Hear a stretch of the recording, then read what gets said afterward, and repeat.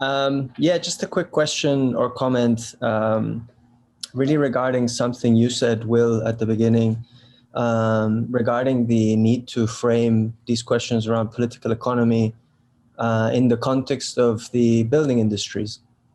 And so I think that that's a really important point. Obviously, it encompasses real estate as well as finance, not just construction. But how do we, because I feel like part of the turn towards theory has meant a disarmament in terms of how we can address that, the building industries. So yeah, any thoughts on that? Thanks. Yeah, that's a terrific question, and I think it actually leads really well into the next panel. I think at least two, probably all of them, will be addressing it in some way. So rather than hold forth, maybe we can transition into that panel. Hi, Grace. Thanks for joining us. I'll just quickly, Hi, thanks for having me. Going to quickly introduce the panel. It's my turn to moderate. Okay, so this panel is called Architectural Solutions for Politics, or Political Solutions for Architecture. Contemporary architectural discourse is increasingly taking note of the limitations imposed by the current crisis upon its practice, and naturally, architects seek to use radical disciplinary strategies to address the problem. However, the political economic terrain has already doomed them to failure, or worse, to unwittingly exacerbate the conditions. Wow, this is rougher than my intro was, actually. The second session will explore the structural character of the current crisis and shift the debate towards the political terrain, emphasizing the role of planning and the public sector. So our speakers, first speaker will be Grace Blakely. Grace is a staff writer at Tribune Magazine and author of The Corona Crash, How the Pandemic Will Change Capitalism, as well as Stolen, How to Save the World from Financialization. She features frequently on UK and international media, including appearances on Question Time, The Today program, and MTV News. And her books have been reviewed in the New York Times, The Washington Post, and The Guardian, among other outlets. The second speaker will be Ricardo Ruivo. Most of you know him well. He is a Portuguese architect, researcher, and teacher at the AA, where he completed his PhD. His work focuses on the tensions between architectural form and political content in architectural discourse, and on contemporary problems internal to the rising effort towards a repoliticization of the discipline. And then we have Marianella D'aprile. She is a writer living in Chicago. Her work deals in architecture, culture, and politics. She holds a master's in architecture history and theory from the University of California, Berkeley. I almost said Barclay. I have to hold both American and British pronunciations in my head. Okay, so let's begin with Grace. Grace, did you want to share slides or anything like that? I'm just going to talk, if you guys don't mind looking at my face for 10 minutes-ish. How long do you want me to speak for? Yeah, maybe I should reiterate that. The idea is to have fairly brief presentations, so okay. 10 to 15 minutes. Yeah. And then we'll try to have as much time for discussion as possible. Great, sounds good. So yeah, thank you everyone for having me today. When I was initially asked to do this, I did have to reinforce the point that I know very little to nothing about architecture. And Ricardo replied being like, that's fine, we just want you to talk about capitalism. So that's absolutely fine with me, because that's literally what I spend most of my time doing. Today, I want to talk a little bit about some ideas that I've outlined in both of my books, actually, primarily Stolen, which takes a kind of long look at the financialization of real estate in the UK, as well as kind of financialization of many other areas of the economy and society. And then the Corona Crash, which situates the current crisis in the context of the recovery from 2008, and looks at the way in which policy responses to this crisis are kind of exacerbating many of those pre-existing challenges, and also creating some new ones as well. So yeah, the thing I guess I want to center this presentation on is the process through which real estate became commodified and financialized. And commodification really refers to the transformation of real estate, primarily residential housing, into a commodity whose value is determined by supply and demand. And this is obviously distinct from, other models of the provision of housing in particular, in which maybe those assets are owned collectively and allocated on the basis of need for use. And the commodification of real estate provides the foundations then for the financialization of real estate, whereby that commodity is transformed into a financial asset whose value, rather than being determined by supply and demand like other commodities, is largely determined by speculative dynamics. And that's the process that gave rise to the situation that we're in today, and also the financial crisis of 2008. And I won't talk too much about this, but the financialization of real estate, essentially, as many of you will know, hinges on the links between capital allocation and the role of land as collateral for lending. So obviously the finance sector is broadly, in a private capitalist system, the sector that is in charge of kind of allocating capital in the economy, and does so on the basis of an analysis of risk and profitability. And in kind of particularly during kind of uncertain economic times, land as collateral comes to be very important as a basis for the allocation of this capital. So you see this both with kind of mortgage lending, which grows to take up a huge share of bank lending in most advanced economies from the 1980s onwards. Also in other forms of lending. So, for example, small businesses are often required to put up the home of their owner as collateral for the basis of that lending. So yeah, the role of land as collateral is really the foundation for that financialization, but it then, it manifests itself in many, many other ways. And I'll talk about that a little bit later. But obviously, when we're talking about the financialization of real estate, it's not just about mortgage lending. We're also talking about, securitization, the securitization of that debt. So, basically the process by which those liabilities, or assets for the bank's, liabilities for the borrowers, mortgages, were parceled up into securities that could be traded on financial markets, allowing banks to then make more loans. And also, increasingly today, the variety of new ways through which investors are able to plow their money into real estate. So there's lots of different funds that now exist that allow you to invest in housing without actually, buying a home. So things like real estate investment trusts. And these things have combined to turn real estate into, this is a great phrase that Manuel Albers uses to describe this process, turning real estate into just another asset class. And I think that's kind of the situation that we're in today. Investment in property is really seen as a kind of, an element of like a balanced portfolio of investment. It's seen as an alternative to things like investment in equities or bonds. And that, I emphasize, is not a kind of natural characteristic of real estate. It is the result of this process of kind of commodification and financialization. So how did this start to happen? Well, really, this is actually something that dates back to the 1970s and 80s predominantly. So in the 1970s, we had a lot of different changes to monetary policy.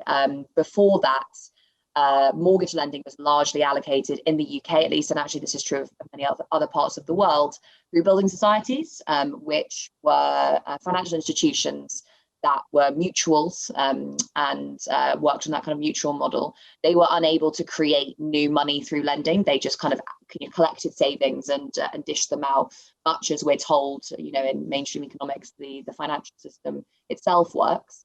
Of course, we now know that isn't how the financial system works. It's not how banking works. Banks create money ex nihilo, out of nothing, and led that prior to having access to deposits, prior to, gaining the capital that they need to meet regulatory requirements.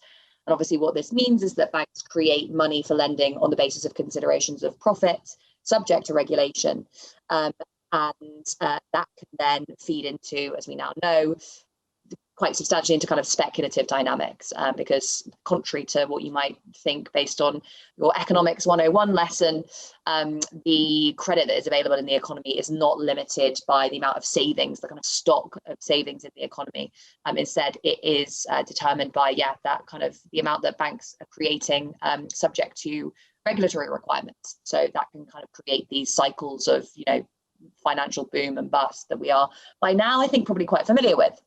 So changes in the 1970s, building societies demutualized, banks allowed to create more credit. A big part of the kind of Bretton Woods system during the post-war period was the implementation of controls on both kind of exchange controls, so controls on the movement of capital around the world, and also credit controls and credit guidance. So central banks kind of played much more of an overt role in really, determining where capital is allocated in the economy, often through the private financial system. Then in the 1980s, in the UK and again around the world, you have a series of other reforms that really contribute to this, these changes in monetary policy really linking up with housing markets. And this had to do with, for example, the sale of social housing that happened in the UK, again, kind of various other forms of bank deregulation and financial deregulation that took place, as well as kind of spatial dynamics and spatial changes. So the kind of boom that takes place in the 1980s is associated with the kind of changing structure of, in the UK, the kind of geography of the UK, and you see this all around the world actually as something that really starts to take off in the 1980s, is the dramatic concentration of economic activity in large cities in the global north. And again, this obviously has to do with the changing nature of globalization and financial globalization, where you have a lot of production offshored to other parts of the world, and the kind of management of that production process really being concentrated in the cities of the global north, and the hinterlands of those countries then kind of suffering a process of decline, which continues to this day actually. And a lot of interesting political dynamics associated with that, but that's a subject for another panel. So the combination of these processes and others led to this boom that took us up from the 1980s to 2007. Obviously, in the UK, this bubble burst initially towards the end of the 1980s before restarting again. In Japan, you saw a similar set of factors taking place in the 90s, leading up to the crisis that they are still living with today. And then obviously you have the big bang in point of phrase, the big bang in 2008. This obviously was visible, yes, in the US and the UK, which is the areas that I focus on mainly in the book, but similar dynamics were also prevalent in a lot of other countries before the crisis, so particularly Spain, Iceland, Ireland, Latvia. And since the crisis, you've seen similar dynamics underway in countries like Canada, New Zealand, Australia, a variant of that model also in evidence in many of the Nordic countries as well. Really, this symbiosis between banking and real estate became the foundation of an entire growth model in many of these countries. So you saw, this was the kind of classic pattern that you see in the UK, the US, Spain, Iceland, Ireland, Latvia.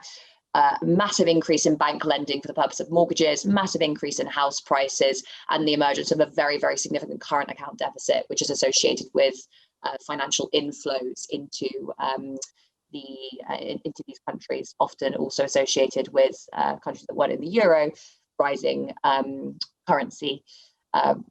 And a kind of associated what's called Dutch disease. So the reduction in competitiveness of other parts of the economy, which then kind of reinforces this model.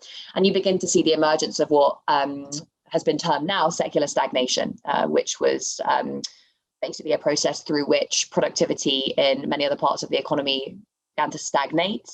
And it became harder to try and kind of catalyze growth in those areas of the economy simply through kind of playing around with interest rates. It also reinforced regional inequality, as I've mentioned. These dynamics became much more prevalent in urban areas. These dynamics around the self-reinforcing loop between investment in property, rising property prices, and kind of equity release and those sorts of things. And land became much more valuable in certain parts of the countries than others. And this is interestingly today quite a significant source in the UK, which is one of the most regionally unequal countries in Europe, of a lot of other economic problems. Because if you own a house in somewhere like the Northeast and your mobility is significantly curtailed because you probably can't sell your house and buy a house in London, particularly if you have a mortgage, because the property prices are so different in different parts of the country. So after the financial crisis of 2008, you would have thought that this might have come to a stop, but actually it just accelerates, particularly in some countries.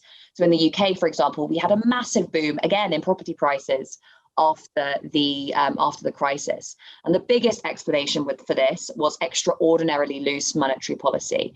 So both low interest rates and unorthodox monetary policy that we had after the crisis, which was, obviously called, colloquially quantitative easing, asset purchasing programs by central banks, by the big four central banks.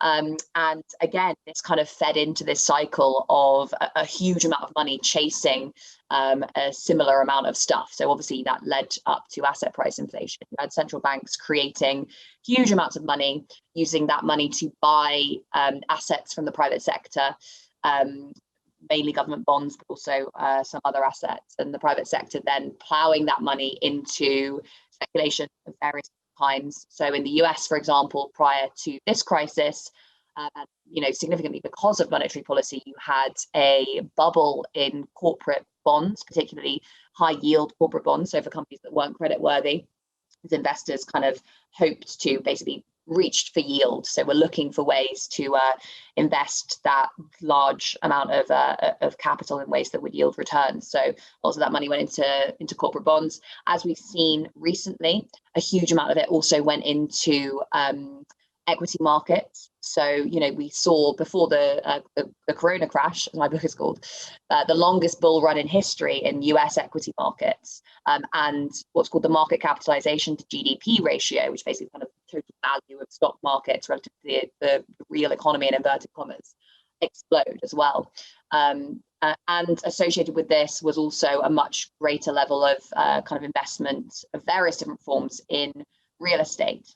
And what we saw as well was the kind of proliferation of new models through which investors were then able to put their money into real estate without actually buying property. So real estate investment trusts, for example, rates ballooned after the financial crisis. And these were basically, they're quite risky because you have money that is being invested in an asset that is, relatively illiquid. But, these were allowed to flourish, and they were a mechanism through which lots of capital went into real estate markets after the crisis. And what you also had, which was another interesting trend, was vulture funds buying up distressed real estate after 2008 and watching the value of that real estate climb. And you saw this particularly with these huge corporate landlords like Blackstone in Ireland, for example, in Dublin, and also in large parts of the US. These funds bought up huge amounts of real estate and kind of became commercial landlords, and just, massively benefited from doing so. And again, this is linked to monetary policy and all these different things. It's also linked to tax because of the different ways that capital gains are taxed in different parts of the world. And often, in some countries in the UK, for example, though Biden's saying he's going to reverse this, you see that capital gains are taxed less than, for example, lower rates than income tax or from income from other assets. And so there's monetary policy, QE, also low interest rates. Again, this has been a factor for quite some time now. Low interest rates are a difficult one because raising interest rates at this point in an economy which is governed so much by debt, as ours is, would be extremely negative. It would, raise the cost of borrowing for many, many low-income people. But low interest rates also facilitate a kind of concentration of ownership because they're actually primarily passed on to the biggest and most powerful institutions. If you are a big investor or a big company, you're more likely to benefit from low interest rates than if you're a kind of low-income borrower. In fact, those rates often aren't passed on to low-income borrowers. So what this does is it, again, makes it much easier for those who already own assets to borrow more money in order to invest in new assets.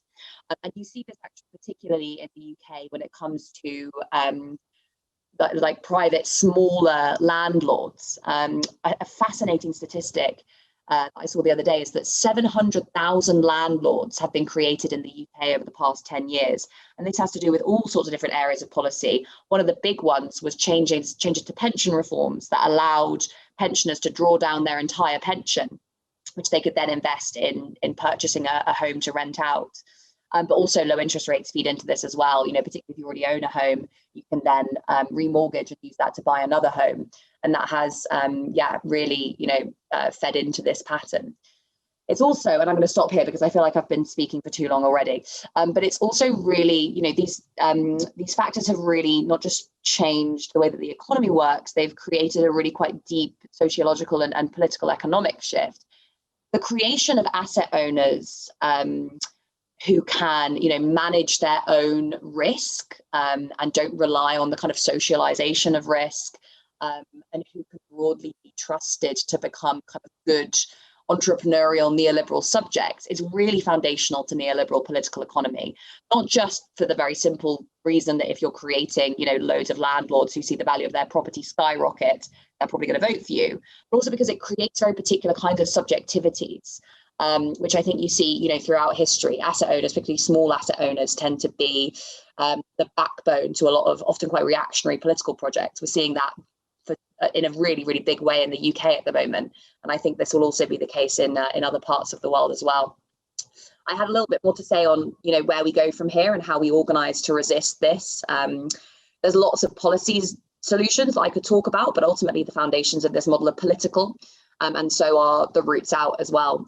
So I would focus, and perhaps we can talk about this a bit later, on kind of the really cool and creative new models of organising that are being pushed by organisations like Acorn in Manchester. You have similar sorts of stuff taking place. But I will stop there because I think I've been speaking for too long already. Sorry. Thanks very much. That's great, and a lot, obviously, for architects to wrap their heads around. This event is part of a series of events that were more focused on political economy. And we went through some issues around Keynesianism, the welfare state, framing the climate crisis as also a problem of political economy. And I think our final session is on Tuesday, and we might have to refer back to some of your themes and try to work through them a bit more. Our next speaker is Ricardo. Over to you. All right, so just while I get my PowerPoint going, I was thinking of what kind of presentation I should do in this event, since I was kind of knowing I was going to come after Grace. And the issue we had is how to kind of show how kind of the way in which in the architectural discipline we think of how architecture operates in relationship to political economic conditions changes with the political economic conditions themselves. And essentially in the current moment, the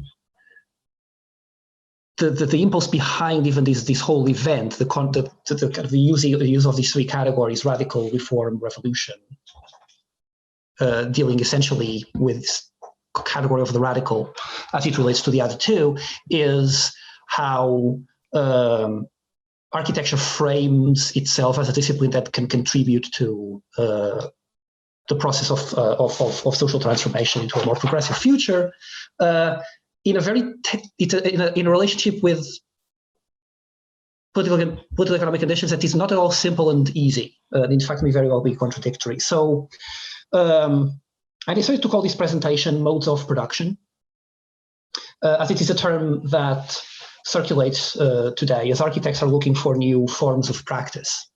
The proposition that I will be making is essentially that new modes of production and new forms of practice are not the same thing, and in fact can be even seen as being kind of opposed to each other. So what is a mode of production?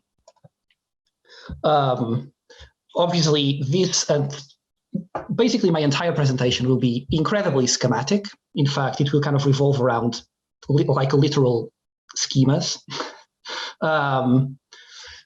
But bear with me. Anyone who has, I think I'm speaking mostly to an audience of architects. Anyone who has a more comprehensive reading of all of these issues, please forgive me. So what's a mode of production? Mode of production is a Marxist concept that describes the fundamental political economic structures of a society, revolving around the social relations for the production of wealth, which in turn determine to a huge extent all other facets of that society. For example, the distribution of that wealth, but also stuff like political forms, culture, ideology, etc. All of you probably know we live in a capitalist mode of production. You've heard that word somewhere, I'm sure. What does that mean? It means essentially two things. First, that production is organized in a market. Economic agents, the capitalists, produce and sell their stuff as commodities in a market logic. But second, that the labor that produces stuff is itself also a commodity in the market, a labor market. The workers selling their labor to capitalists, who in order to extract profit, pay the workers less than the value of the wealth they produce. So there is a thing called labor exploitation. The workers are disconnected, alienated from the product of their labor, because that belongs to the capitalist employer as a commodity to be sold, and the only commodity the workers sell is the commodity of their own labor power. In architecture, this means architect workers sell their labor to architect capitalist employers, who in turn sell the architecture in an architecture market. As you can see here, with Norman Foster lording over his laboring hosts. And by the way, don't take issue with the notion of like scale here. That's not the point. I actually think that these kind of large scale offices are good. That's the good part of this image, as opposed to like the small architect as a small author entrepreneur in their little office. That's also capitalist production, by the way. It's also in a market. So we have Norman Foster lording over his laboring hosts, and Zahdi selling the architectural commodities her workers made. Of course, in architecture, the capitalist employer is also perceived as the author, which adds an extra ideological layer on top of all of this.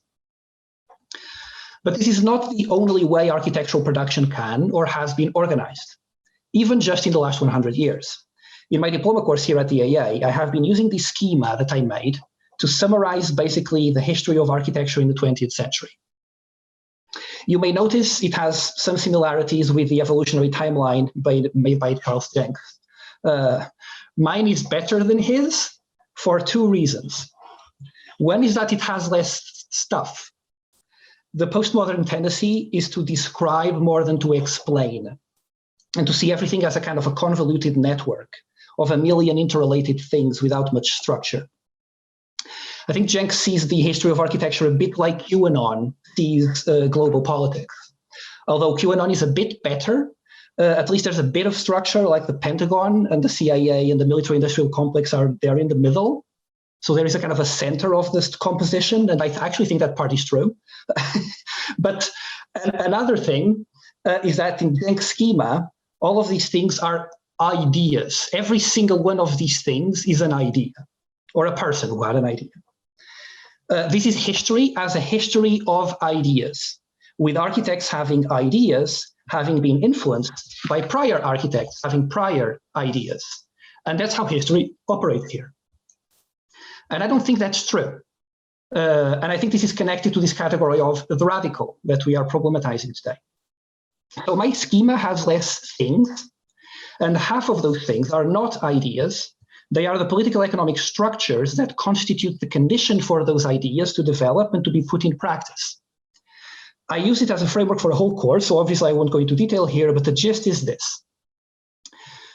Manfredo Tafuri read the historical avant-garde as the ideology of planning, developing in the early 20th century, which fell into crisis with the development of real planning, either social democratic planning in capitalism, associated with what we usually call reform, or state planning in historical socialism, associated with what we call revolution.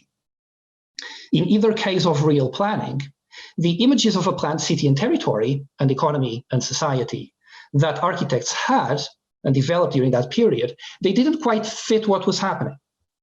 And Tafuri here proposes that architecture was no longer the subject of the plan.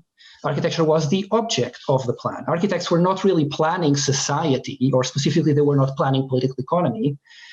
Political economy was planning architecture. After this, I propose there is a break, and architecture becomes inexorably split into two and continues split to this day.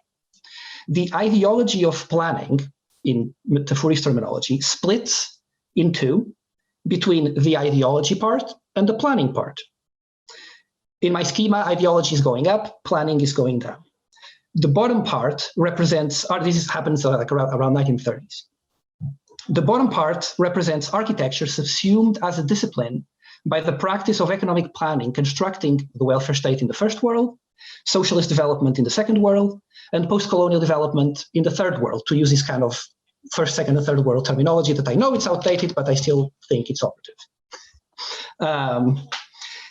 In this context, architects work not as independent ideologues proposing ideas, but as agents subservient to a higher authority. They still have agency, but the agency works differently. Although I'm not going to explain here what that agency is and how it works, but I think you will have more opportunities to explore that. Most of the architecture built in the 20th century was built actually under this framework. The top part represents an architecture that sees itself as an autonomous practice. This tendency was secondary during the middle of the 20th century, but grew over time after the 60s and is dominant today. This notion of an autonomous practice is the one we have of the discipline and profession today. The very concept of architecture we tend to have is defined by it, to the point that it exists, that all the stuff that it exists in the bottom half almost kind of doesn't really count as architecture from the point of view of like a historian of architecture writing in this moment. And it's essentially really kind of erased from history to a significant extent. And to all students here, pretty much everything you've learned about architecture has probably been mostly according to this point of view of the top part of my little schema. So I'm going to focus on the bottom part to function as an alternative to the contemporary point of view. And here I identify these three types of political economic conditions in the three worlds, right? By the way, the top part of my schema also has a political economic condition, which I didn't identify through that. It's just neoliberalism, by the way, but I won't go into that right now. So welfare state, post-colonial development, socialist planning. Now I'm going to go a bit further and condense these three into two. Welfare state planning in capitalism, state planning in historical socialism. And I hope I'm not being too colonial to say that post-colonial development existed historically in a very complex negotiation between these two, not just geopolitically, but also as part of its own internal tensions. And hopefully Vivek Shiber and Lukasz Stanek can set me straight in the last panel in case I'm getting this wrong. So essentially, these are the realities of architectural production in reform and revolution. These are the conditions within which practice operates and within which architectural discourse also operates. The key point here is the core reason for me dividing my schema into these two halves is that in both reform and revolution, architecture doesn't really function in the same way as it does when I describe the capitalist mode of production in architecture in the beginning of the presentation. At least partially, the production of architecture is socialized. Both architecture and architectural labor are decommoditized. In socialism, more or less entirely, but also in the welfare state to a massive degree. Architecture is built by the public sector and given to people to live in it outside of market dynamics. That's what public housing is, but also the construction of the infrastructure of public services. And architectural labor is done in large interdisciplinary public offices. They were not, the London County Council architecture department was not smaller than Norman Foster's office today. This is an image of a group of architects in the LCC. Architectural labor is done in large interdisciplinary public offices where the pressures of the labor market are significantly reduced. Even if there is still exploitation of labor, the competition between workers to sell their labor cheaper than each other is minimized, employment being almost completely guaranteed. There's also next to no authorships. Authorship, the name of individual architects responsible for each project, becomes lost and subsumed by the collective process of production. You don't get a Norman Foster or a Zaha Hadid in that period. You don't know the names really very often of the architects that were within the LCC responsible for each one of the projects. You can know in many instances, but in many instances you don't. And so the authorship is lost and is assumed by the collective process of production, just as the architecture of individual projects also tends towards the generic. So I think at this point, everyone is sort of getting the point that I am about to make, that I'm preparing to make. We have reform and revolution as the production of architecture under at least partially decommoditized conditions. So what's the radical then? Now, obviously, you've probably guessed, the radical is the top part of my schema, at least the moment when it starts growing again. Dominated in my schema by postmodernism and neo-avant-gardism, produced under a commoditized framework, and I think no one will challenge that. That's the conditions that we have. We live in a commoditized framework. But then you will ask me, isn't the radical a critical framework that challenges established canonical forms, like, for example, capitalism? Well, yeah, kind of, I would argue, I would respond. My proposal is that the radical is a critical framework, but it is a critical framework aimed at critiquing and criticizing a specific thing. That thing being the loss of autonomy of the architectural agent under extra-disciplinary determinations. Specifically, what reform and revolution historically did to architecture. Today, we have a radical framework, as opposed specifically to a reformist or revolutionary framework. The political differences between reform and revolution, or between different visions of revolution, colossal though these differences may be, they don't really matter here in the specific context of the architectural discussion, as architecture is decommoditized away from the market and subjugated to political determinations in any of them, of these left formations. How the radical is produced against these two classical categories of left politics is a complex historical process, developing in the relationship and associations between architecture and politics throughout the 20th century, which I'm going to cover in an unbelievably simplified way, but a way that I actually think it's kind of true. And it's essentially how the relationship between architectural and politics and between architectural outcomes and the conditions, political economic conditions within which architecture is produced, how this is understood in like mainstream disciplinary ideology. So let's start with the early modernisms, right? Early modernisms appear mostly, not always though, mostly with notions of humanization of industrial economies, often associated with left political positions. And the political struggle frames itself against capitalist repression, usually called fascism, as the 30s move forward. So we have kind of, the notion is that generally that you have good democratic architecture, early modernism, against bad fascist architecture associated with traditionalist forms.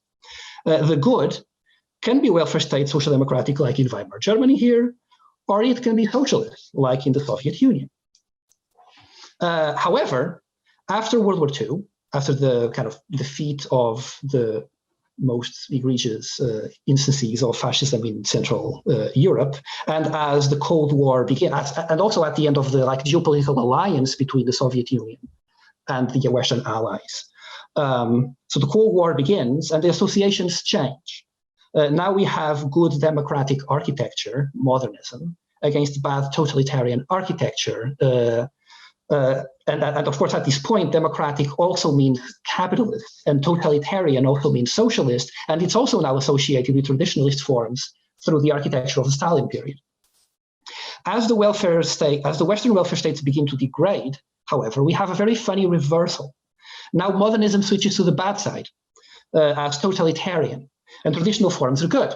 Of course, here this is the postmodern logic of Deng and company, where the political critique of historical socialisms applies much the same way to the architecture of Western welfare state policies, like mass public housing. And the democratic alternative is the architecture of capitalism, which is perceived as more free in several ways. But there's also the new avant-garde logic, which makes an interesting twist on the narrative, where the architecture of revolution is actually good. The practices of the 70s, inspired by the Soviet avant-garde here at the AA, are a very good example of this. And the architecture of revolution versus the architecture of reform that is bad. This is a kind of a left critique of reform, right? Or at least appears initially as such. Of course, only the early revolution is good. When post-avant-garde architecture in historical socialism, of course, is still bad. But what this produces is kind of a new avant-garde logic. And the amalgamation of the postmodernists and the new avant-garde it ends up being the one we have now, essentially, where there's good, radical, democratic architecture, where architects produce all sorts of ideas and sell them in a market as kind of critical ideas of the market, very, very often, and bad totalitarian architecture, which just so happens to be the architecture of both reform and revolution, where both architecture and architectural labor are decommoditized. And this is why Jenks' schema is a history of just ideas, and why mine isn't. But radical architecture isn't just architecture in liberal free market capitalism. Like that's what architecture was before the historical experience of reform and revolution, and we didn't just return to that. It is specifically architecture in a liberal free market capitalist framework as it reconstitutes itself historically as a global regime after the historical experience of reform and revolution has already taken place. Or in other words, it's neoliberalism. It can't really be the same thing as it was before reform and revolution. It's not just back to the 19th century. It needs to articulate how architecture functions in a liberal free market capitalist logic in the process of it reconstituting itself and taking over entire sectors of society and economy which have been decommoditized or partly decommoditized. It's not just continuing liberalism, it is rebuilding it.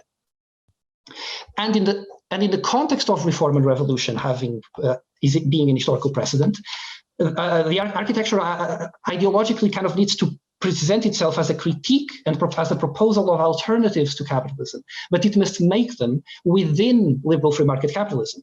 And so instead of change at the level of the political economic conditions wherein architecture is produced, architecture itself must produce the changes. Each architectural project is sold in the market as an alternative to the market.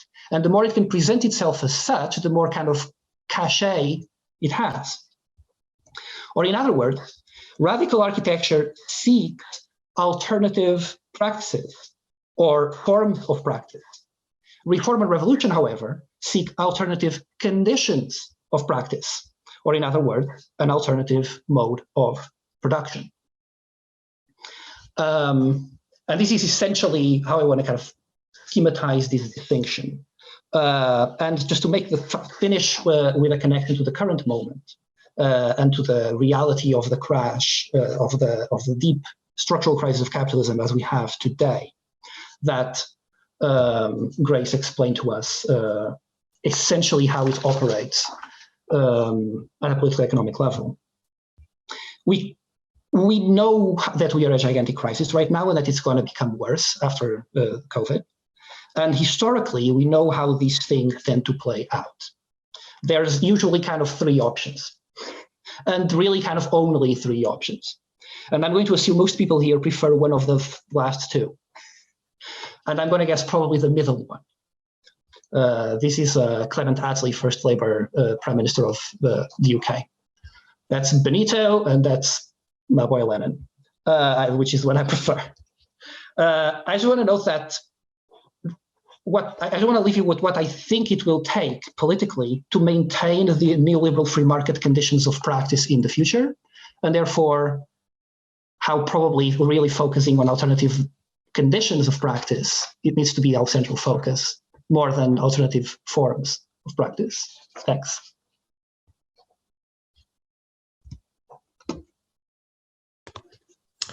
Thanks very much, Ricardo. Next, we have Marianella. Hey, everyone. Can you hear me? Great. So I want to talk about, I'm going to talk about, or bring this conversation a little bit to the current moment. So obviously, you know, post 2016, or in 2016 with the Trump moment and the rise of the right, was I think really represents a before and after politically, at least in the US, which is a context that I'll be focusing on. That's where I'm based, where I work. And so, of course, I think has also represented a sort of before and after in architecture, and especially in terms of, people who are thinking about how to practice architecture in a way that is at least cognizant of all of the things that surround it, politics included. And so I think the responses within the discipline have been varied, and I think primarily conditioned by neoliberal and liberal frameworks of diversity and plurality, as if plurality didn't also include, for example, right-wing points of view just by its very definition. And I would argue that, in this framework that we're using today, the responses generally have fallen under the kind of radical category. And there's sort of examples of this that we can see in that we've seen sort of crop up in the large events that sort of set the agenda for the discipline, such as the 2018 Venice Biennale. The U.S. pavilion was titled "Dimensions of Citizenship" and tried to explore different ways in which architects can deploy their skills in a way to sort of change certain political conditions.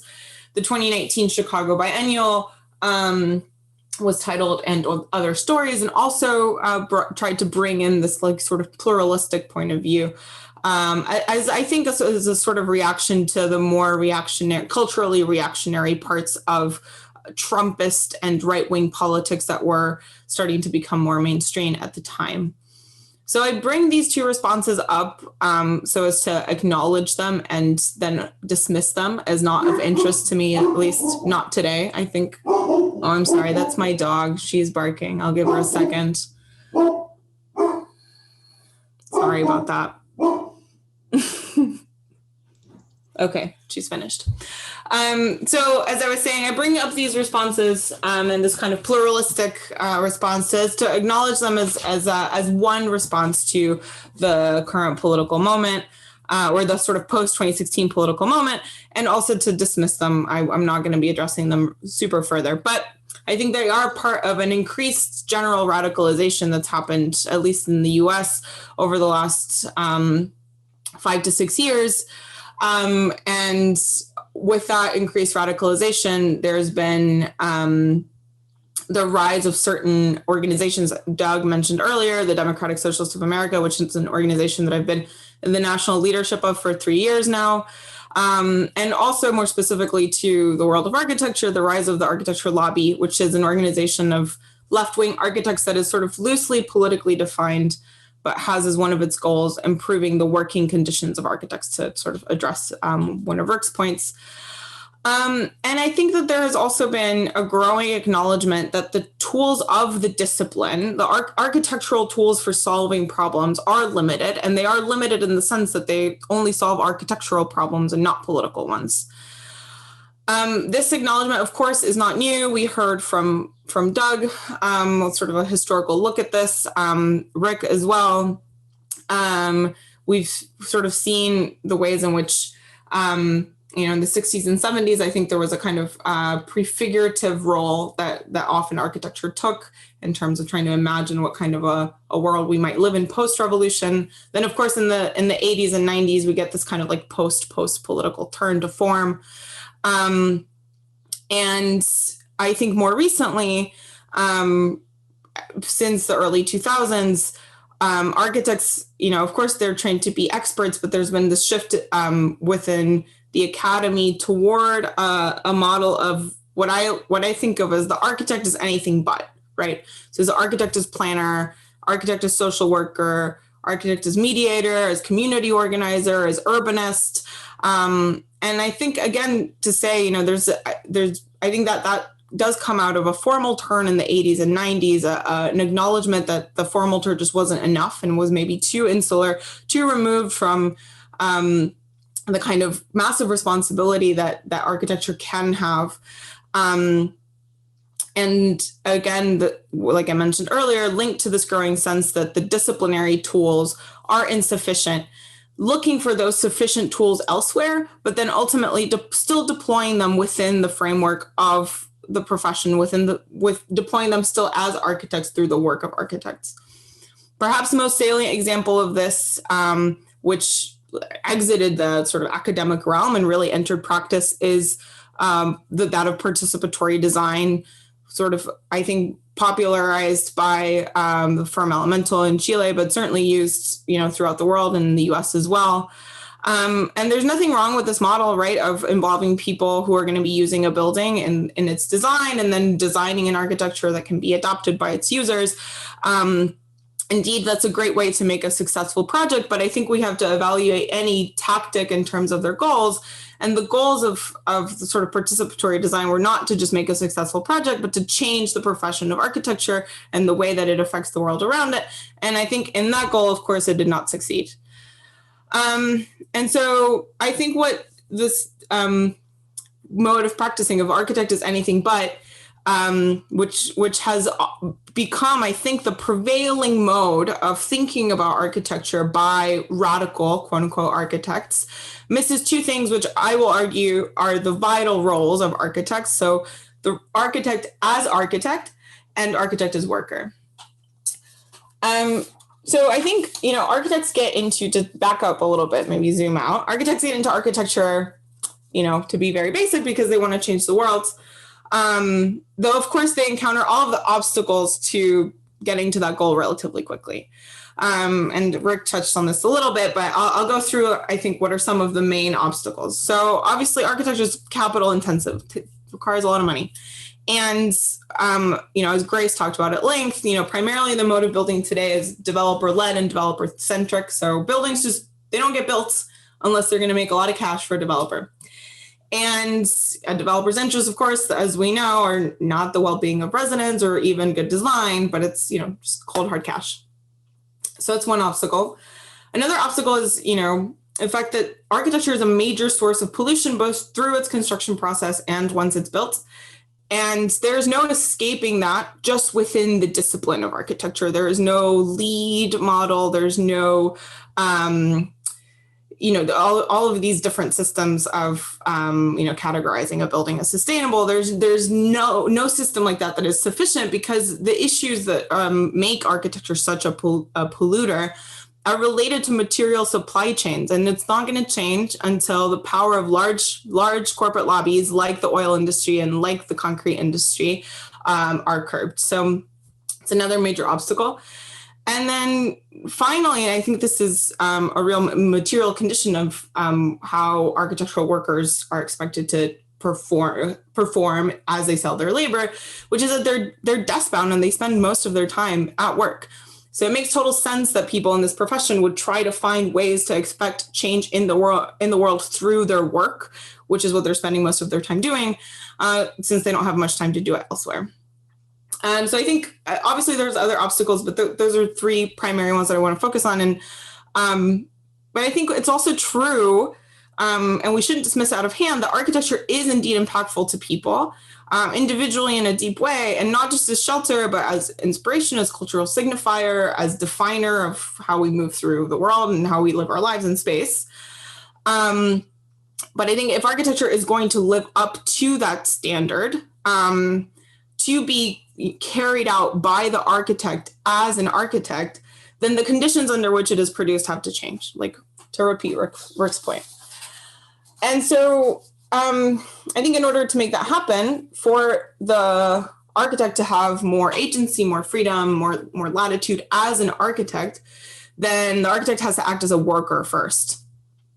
And so I want to conclude with an example of the kind of thing I think that architects could build toward through organization, and circle back to where I started in terms of our short timeline. But as you'll probably remember, in 2016, the Department of Homeland Security put out a request for qualifications for the southern border wall, basically a border wall between the US and Mexico. And although this was, a call put out, generally, really, there were only 3 firms in the US that could feasibly take on such a project, and 3 firms that were architecture, engineering, construction firms. And the Architecture Lobby is this organization that I mentioned earlier, organized a campaign for architect called Not Our Wall, for architects to stage walkouts and demand that their firms not submit responses to this request for proposals.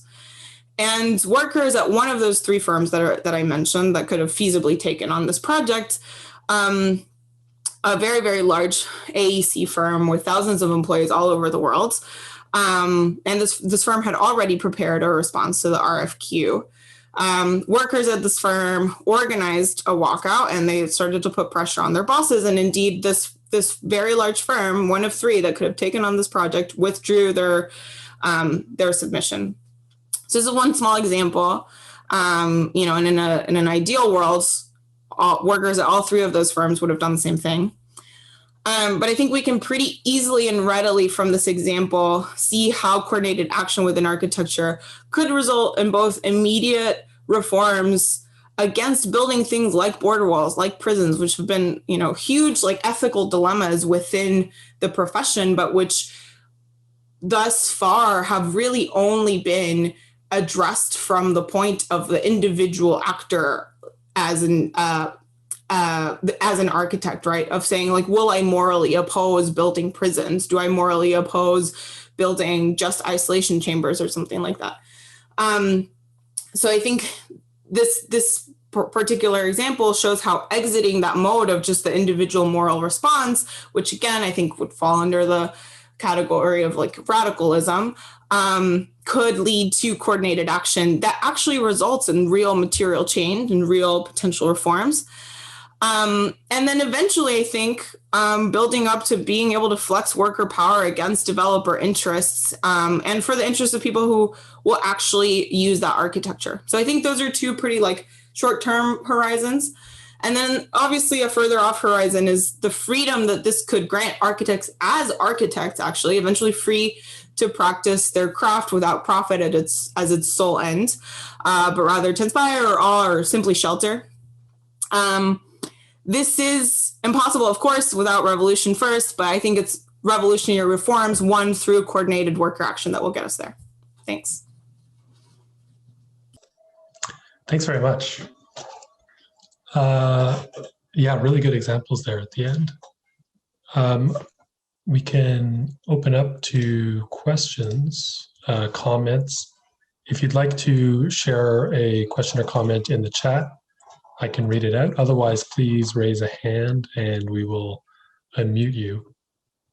I wanted to begin, actually, Manuel, you posed a question before the panel began. Do you want to reprise the question in any way?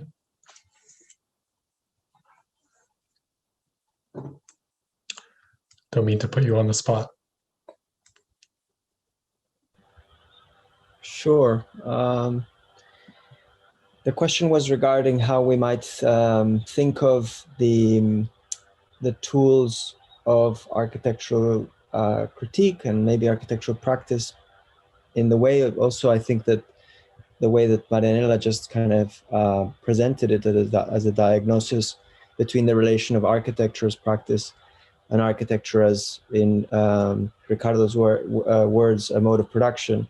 How the relationship between that and the broader field of construction and development, how can we frame that in a useful way, both within and without the academy? I think that that's the key kind of question for me. Thanks so much. Thanks. Would any of you like to respond to that?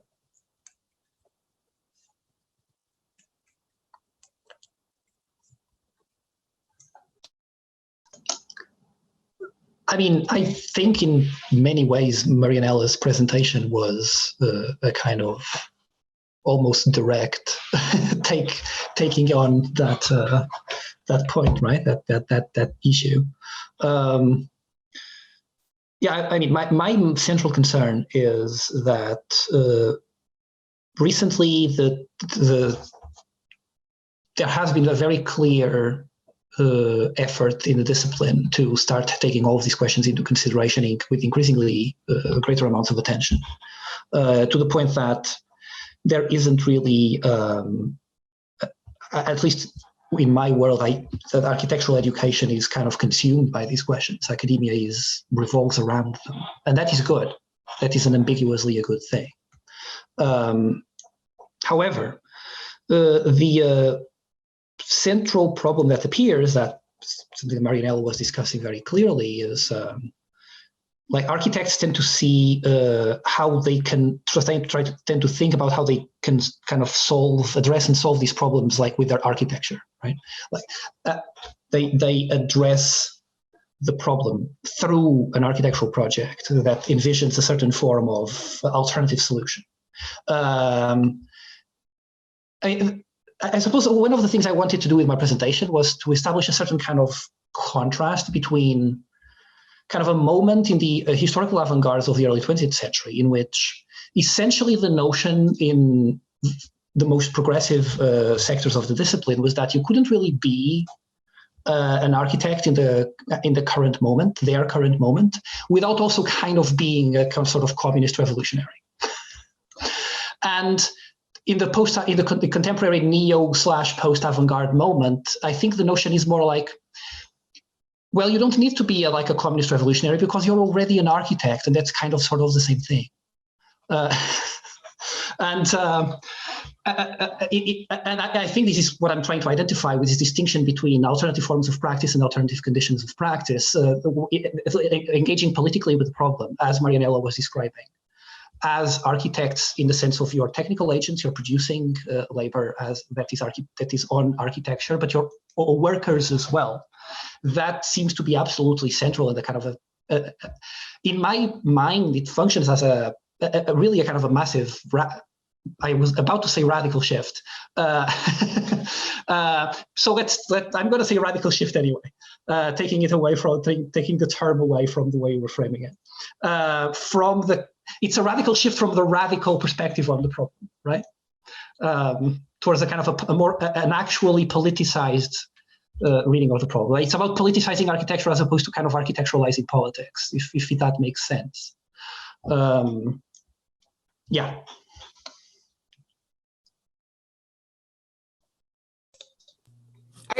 If I might add something, because I think that's right, Rick, and I think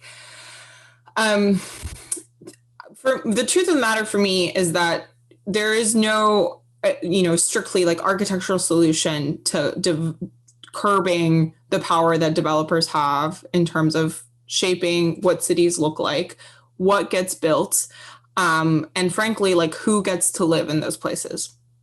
And I think we're seeing in the US some interesting models in terms of finding new systems for specifically funding housing. But those things are being fought for and won in many places by tenants unions. Although I have a critique of them I won't get into today. But I think the power of tenants unions is often quite limited because they're not, their leverage does not come from withholding their labor. It comes from withholding rent, which is a totally different thing materially. I think that those things are going to be won on the terrain. Those reforms that curb developer power are going to be won on the terrain of the state. And frankly, architects have very little to do with that. However, I do think architects have had a lot to do with the making it more acceptable, making the power that developers exert on our built environment just more acceptable, more palatable generally to the public by participating in these projects sort of acritically. And I think that architects are going to do that as long as architectural workers are not organized. Architects are going to continue to do that. And because that's how they're going to make money, right? And so I think if, to just put a really fine point on it, I think that there was the only way to prevent some sort of architectural firm from taking on like a project for a really unethical developer that's going to be, luxury units only available, to people with the cash to pay to buy them or rent them.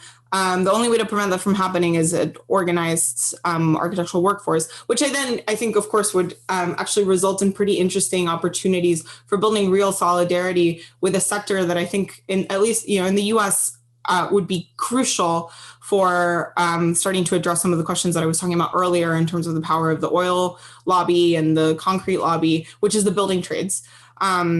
And so, which the building trades have obviously, of course, been historically reactionary in the US for real material reasons. So before I go on too long, I think that for me, that's what it comes down to, is the architect as worker and organizing as such. Right. I wanted to ask Kiefer, you've got a question or comment, but before that, actually, maybe this might be something you want to speak to, since I remember it coming up in a discussion we had recently. Were you going to make a point about tenants unions? I was not, but I can. Well, I just wanted to make sure we made a connection to what Grace was talking about, because she briefly at the end mentioned Acorn, the tenants union in Manchester, and I think the connection between resistance through tenants organizations and through unions is an interesting kind of like thing that catches architects on both sides. Maybe, Grace, did you want to come in on this point, or shall I go to Kiefer? Yes, there I am. Yeah, happy to. So yeah, I think I'm really enthused and really positive, having spoken to activists who are organising in tenants unions, particularly across the UK, and obviously Momentum is again making this a key plank of its campaign. I see this, I think, as part of the broader challenge for the left as we move into an era in which we, as we see today in the UK, you know, see the ongoing trend of the kind of pacification of social democratic parties, building power within society has to be a kind of creative process where you are meeting people where they are. And using all the various different forms of leverage you have, not simply to disrupt the system, but actually to actively politicize people. I think the biggest challenge that we face at the moment, and again, it comes back to some of the things I was talking to at the end of that presentation, have to do with the way in which the kind of neoliberal subjectivity that has been kind of constructed and reinforced over the last 50 years limits our horizons for being able to imagine various different forms of change and our capacity to build power and organize to resist them. Yeah, I mean, just like anecdotally, when I speak to people who are, sick of lots of different things, the politics in this country, their particular economic situation, people who, might be conceivably part of a coalition to be able to resist these things. The biggest challenge is this inability to really see anything beyond the way that things currently are. And I think that organizing with tenants is a way to actually give people a sense of their own political power. I think there's about a lot of forms of community organizing, actually. It's very easy to kind of go into these discussions, and this is basically this is now me speaking from like my involvement in the Corbyn project for however many years. It's very easy to go into these discussions and say to people, right, well, there are these policies, this will help us to fix the housing market, this is going to help us kind of change the way that the economy works. But really, I think one of the main lessons from that experience was that if people do not believe that things can be different, if people don't feel that they have a sense of their own power to actually affect that difference in their own lives, then none of those policy solutions, however clever and smart, are going to make that much of a difference. So yeah, I think tenants organizing, I take Marianella's point that it's not necessarily the best way to disrupt capitalist social relations, because it's obviously not like it's not interfering with production. It's not particularly disrupting some of those kind of core dynamics, which traditional forms of organizing, to the extent that they even exist anymore, would. But what it does do is empower people and allow them to see that when they organize, when they come together with other people in various different forms of kind of social and collective solidarity, they can change even small areas of their lives and their communities. And that can then form the foundation for lots of different other forms of organizing. It's really kind of, I suppose, a long process of politicization. So yeah, in short, that's kind of why I'm really encouraged to see so many people joining these movements and these unions, particularly across the UK. And actually, yeah, in the US, even more so. I loved Acorn's work that they did in the US, resisting Blackstone. I mean, that's just an amazing thing that's linking up local organizing, like linking up people's real problems in their communities with a much bigger structural picture. Right. I think I just wanted to make a quick point here before getting to Kiefer. I think there's an interesting reversal in some of the terms that you're using that's different from the way they're used in architecture discourse normally. Like the ability to imagine something different. This is usually used in architecture discourse as like an opportunity for architects to design an alternative world, to design like the importance of utopia. And people like Frederick Jameson make this argument, calling on Gramsci and so forth. So the word imagination tends to draw architects away from the material struggle, but the way you're using it is actually referring to an organizational empowerment of people outside architecture. Yeah, like I think the biggest challenge for socialists today, as I was saying, is it varies depending on how you're using it, doesn't it? It's the imagination of the planner versus the imagination of the person for whom the world is being planned, right? And obviously limiting the imagination of the person for whom the world is being planned is part of the way in which you plan. And this has actually been a really central element of neoliberalism, right? Is that you have to create the right subjects who will act as though the things that you are doing are natural and correct and right and true. And I imagine in architecture as well, if we look back to even kind of socialist forms of planning, it is about a sense of kind of objective rationality, right? Like there is a rational way of organizing this system which is going to support better living standards, and I'm going to plan, me as the planner, this kind of city in this particular way. The Hayekian critique then comes in and says, no, you can't plan anything. You have to leave things up to the market. But of course, leaving things up to the market requires creating particular kinds of subjects who are going to understand their lives in marketized terms. So for me, when I say like being able to imagine something different, what I really mean is kind of breaking out of those kinds of subjectivities and actually being able to imagine the world in a different way than the people who are trying to plan everything for you, plan your life, plan your city, plan your workplace, plan your government. Because I think that's the only way that we'll get any kind of political change. It's the only way to politicize the mass of the population. Right. This is the point I think a few of us have made over the last couple of years about optimism versus pessimism. Political optimism and architectural optimism can actually be in contradiction with one another. So the extent to which architects invest their political imagination in design actually shows a pessimism for political activism and change outside of their own work, basically. And I think the points Marianella made about organizing as workers, and Rick made, and Doug was making, and Eleni, all kind of bring this different version of imagination that draws the subject like away from the radical position in the discipline. Kiefer, sorry for the delay.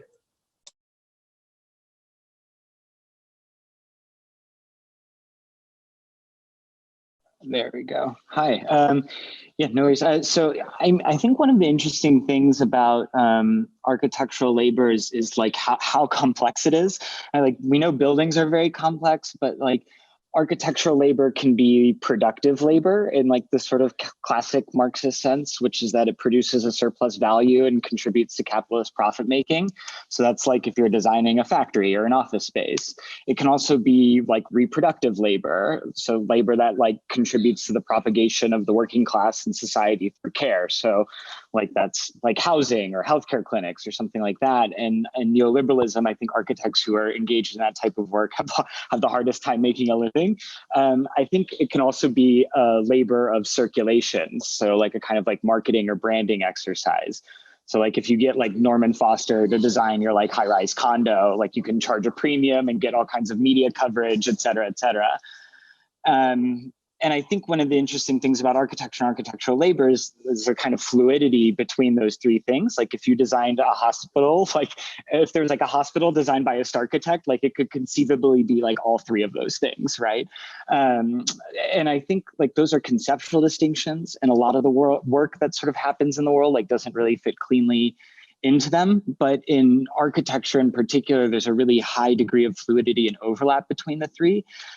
And I think like oftentimes you see kind of in the spirit of, only describing things, architects debating what type of work they would rather be doing, what type of labor they would rather be doing, rather than understanding how it all kind of contributes to the totality of capitalist production in different ways, and understanding like what type of labor is privileged in a given political and economic context. But I guess like part of my question really is like, given that the labor that we do and the industry itself is sort of very heterogeneous. It's very dissimilar. Maybe there's one kind of common pool of workers, but the structures are kind of all over the place. I'm wondering how we build a kind of common political project in the midst of that heterogeneity.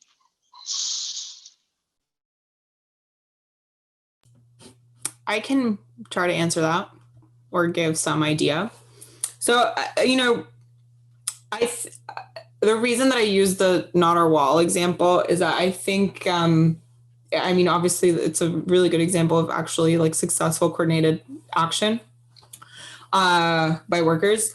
But I also used it because I think it's an example of exactly the answer to your question, Kiefer, which is that I don't think that it's going to be spontaneous that happens. I think that there's going to be some sort of crisis around which we have to build, start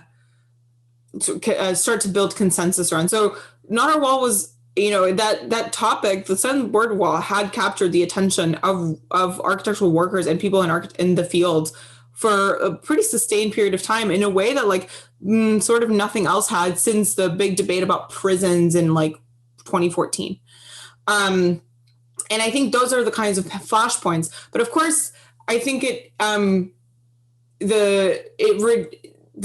number and the kinds of workers who are able to organize around those things are indeed limited, right? Like I was saying before, there are only 3 firms who would be able to even take on such a project. And so therefore it only made sense for workers at those 3 firms to organize it all around. It wouldn't make sense for, a boutique architecture firm to organize against their firm taking on a southern border wall. It would not have been possible in the first place, right? But I think that is the kind of thing that it's going to take to start to galvanize any kind of organizing within the field. And I think, just to speak more broadly, or to bring up something that I think is going to start to become even more of a pressure more broadly, I think the climate crisis and the way in which,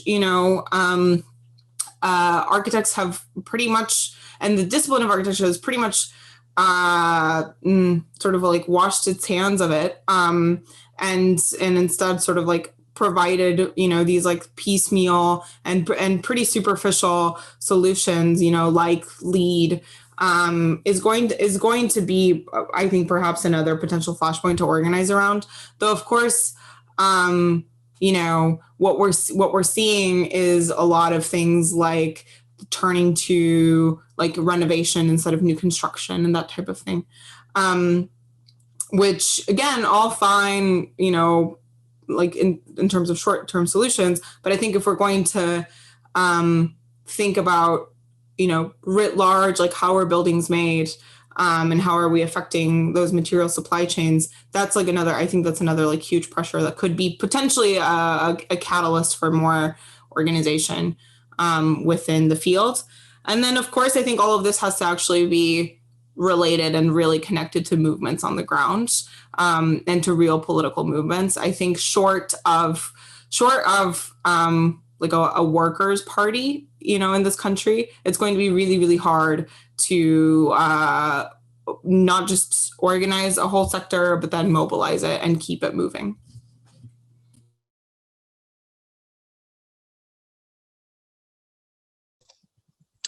Doug, do you want to come in? Yes, thanks, Will.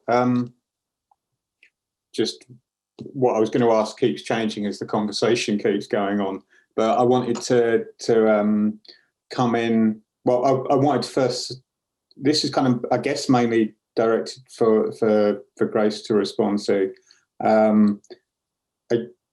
My own research and writing is exactly about how neoliberalism produces the subjects, the forms of subjectivity, the entrepreneurial dispositions, but how architecture in its kind of formal maneuvers plays some part in that. So in its form and in its appearance. But then what I've been thinking about more recently is that, that kind of neoliberal turn in architecture comes about kind of the end of the 90s, early 2000s. And much of it is kind of being built while the financial crisis is unfolding.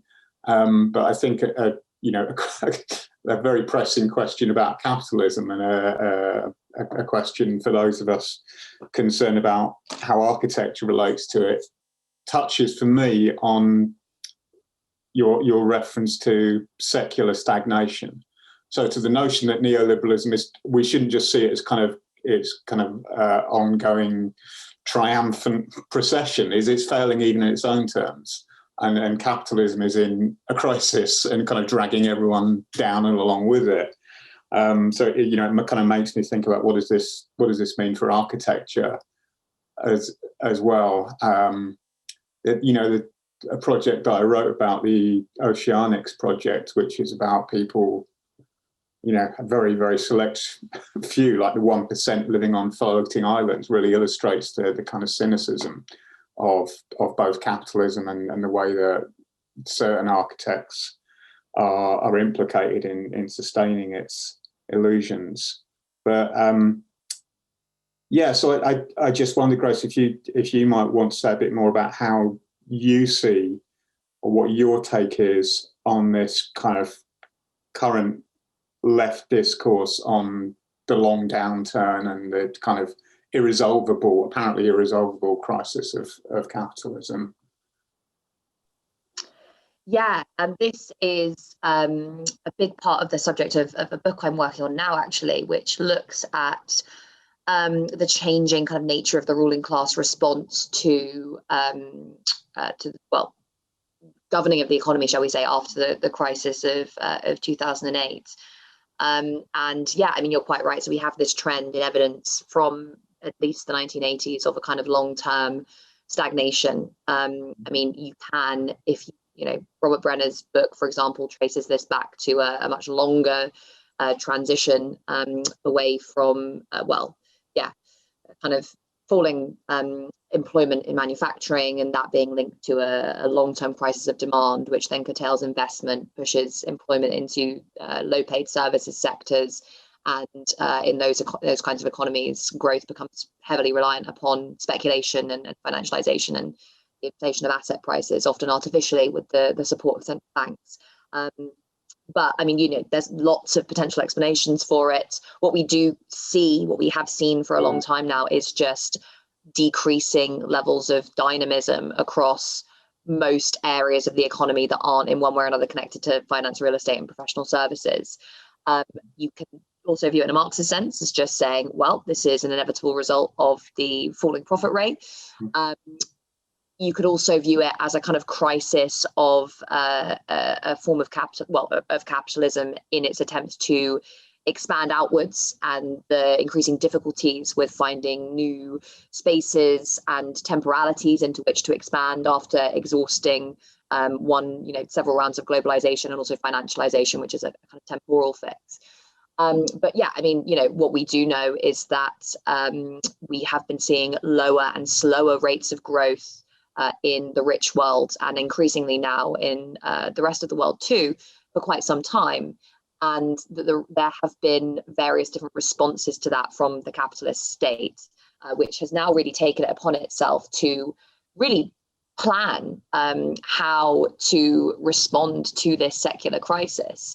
And I think you're seeing the different responses to this in response to the COVID pandemic as well. I mean, you have a kind of form of authoritarian state capitalism, of which the best example is probably China, but which is also tried in a lot of other state capitalist nations around the world, which does involve a kind of expanded Keynesianism alongside generally some form of authoritarian politics. And for me, I think there's an obvious link there, which is that once you start getting public planning of the economy, the only way to limit demands being made on the state by workers is to repress them politically.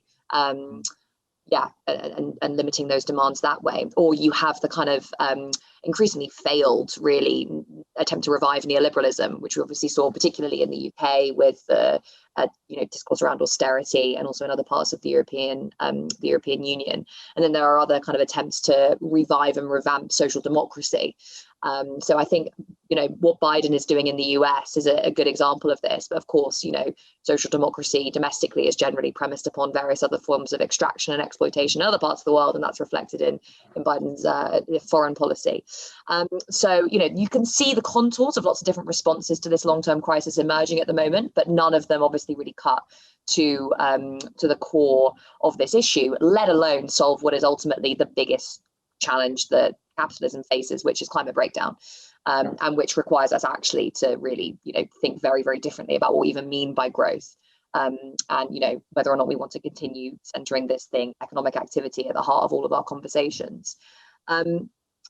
This, I think, places particularly this kind of emerging like kind of state capitalist model, I think, places some pressure on the left, because what I think we've seen in recent decades is a kind of reification of the neoliberal idea that there is politics and there is economics, there are states and there are markets. We need to get the state out of the market and allow the market to regulate itself. Now, of course, what we know, what you were just saying, is that markets are constructed and the people who act within those markets are constructed. And actually, the state, the neoliberal state, frequently and periodically acts within those markets to privilege certain actors and institutions over others. And of course, the level of kind of monopoly power that we have in the economy, the level of kind of concentrated financial power that we have, really belies any idea that we do live in this kind of, free market, competitive, decentralized system in which all of these little agents are bumping up against one another, and that's what's kind of that kind of democratic process is really what's generating the outcomes that we have. We actually really, and this is kind of what I'm writing about at the moment, do live in a substantially planned economy. Obviously, capitalism exists with this constant tension between the anarchy of the market and the planning of the powerful. So for me, like moving forward for the left, I think the challenge that we have is being able to reframe, I suppose, the main line of contestation within political debate away from state versus market and towards, I suppose, domination versus liberation. So like we can view capital as a social relation, which is premised upon domination, not just as the market, as opposed to the state. Speaking to the last point about viewing capitalism as a totality, the capitalist state is just as much a part of the reproduction of this system as is, the free market. So for me, I think the most radical thing that we can be talking about at the moment, I think this applies as well to architecture, is really reinvigorating democracy and putting power back into people's hands. Which is why, I was speaking a lot about what I think is really important about these emerging social movements we're seeing at the moment. But I also think it speaks to some of the points that have been raised about architecture, right? When I spoke about the kind of, the gaze of the planner, I suppose. I don't really know anything about this, but for me, just kind of looking in on this conversation, I think the thing that would be really radical would be, right, how do we do kind of participatory urban planning? How do we kind of really put these decisions in the hands of communities, of people who are going to be the ones who would usually be on the receiving end, I suppose, of these plans? I think doing that again feeds into this process of empowerment that I think we're really going to need if we're going to be able to move beyond capitalism or just solve any of the basic problems that we're facing today, because we can't rely on the state, social democratic parties to do any of the stuff that we want to happen. Equally, we certainly can't rely on the market. I think, we have to be able to empower people to start fighting for these things and building them themselves. I actually have to run off now.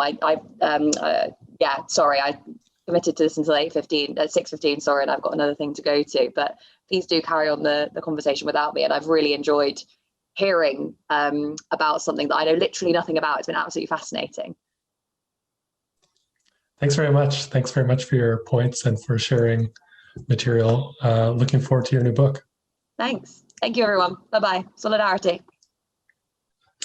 So we're running up against the time limit on this session, but maybe we can just have one last question. Rory, I think you were next.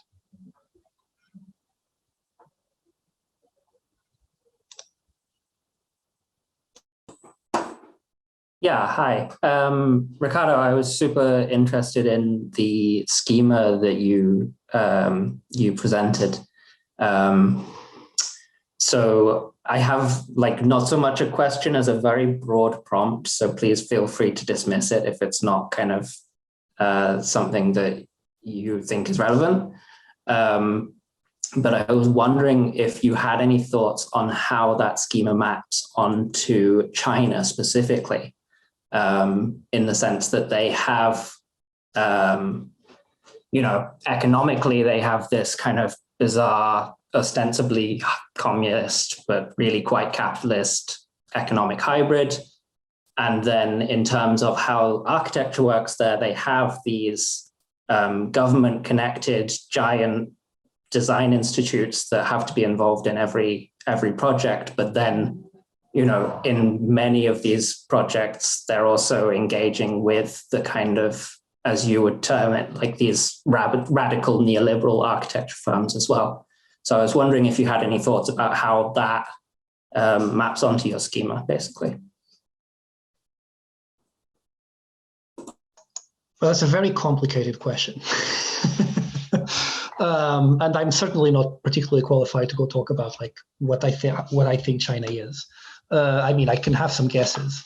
I think the category of state capitalism is probably adequate, although what that category means is itself open to discussion. Lenin defined state capital, invented the term as kind of being a good thing, although kind of a 2 steps back, 1 step forward type of situation. But I'm not particularly convinced that what Lenin had in mind as being like a 5 to 10 year period of adaptation in the early, after the revolution, functions as a 40-year period without changing the fundamental character of the state being proletarian anymore or not. But this is kind of a very complicated discussion of politics, the international politics. But I can definitely say, and Will is going to actually explore this more in the third panel, and I think certainly Vivek probably will be able to help with that. But our fundamental concern is not. I certainly, as a white male in the West, my role is not to kind of figure out how China can become proper socialist again, but it's more concerned about the way in which, in my field specifically, in the architectural field, the forms of critique of post-colonial development in general tend to be aggressively problematic, in my opinion. Even if there are real problems to be discussed, the forms of critique preclude the interesting and good discussion and form a discussion that is not good.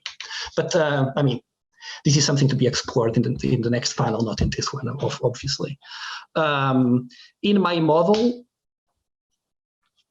it's a kind of a form of post-colonial development that worked and is winning, but we don't know exactly what that means necessarily.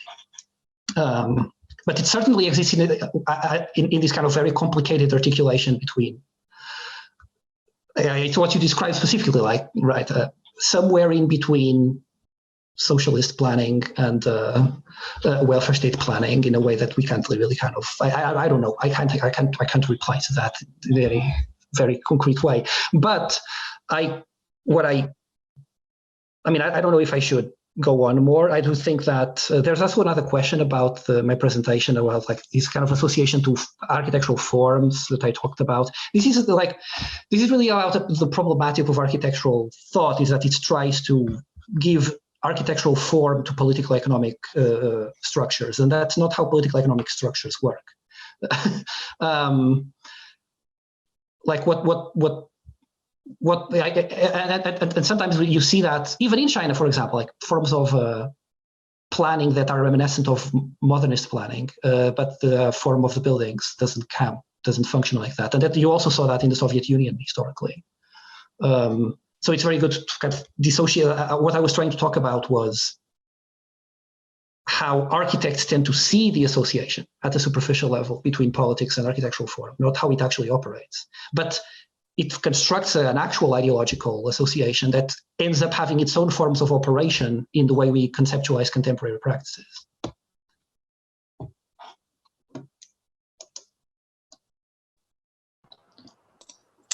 Thanks. I think we got a break now before the next panel. Maybe we can give 5-10 minutes.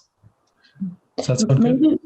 Yeah, well, because there are a few questions in the chat, so maybe we can pick them up at the end of this third session, and all of us address them. Yeah. I also want to say some of the points that Grace was making about the long-term prospects of the economy, some of the mechanisms like falling rate of profit. These are the themes that we're planning to talk about on Tuesday in the long run, the final session in the series. So if you have questions related to that, please do come back and join that discussion. We can pick up those as well. Okay, so let's take, apologies to the last couple of questions in the chat. I think some of them were quite interesting. We can try to get back to them at the end, as Eleni suggested. So let's take, should we come back at 6:35? Sounds good. Okay. See everybody soon.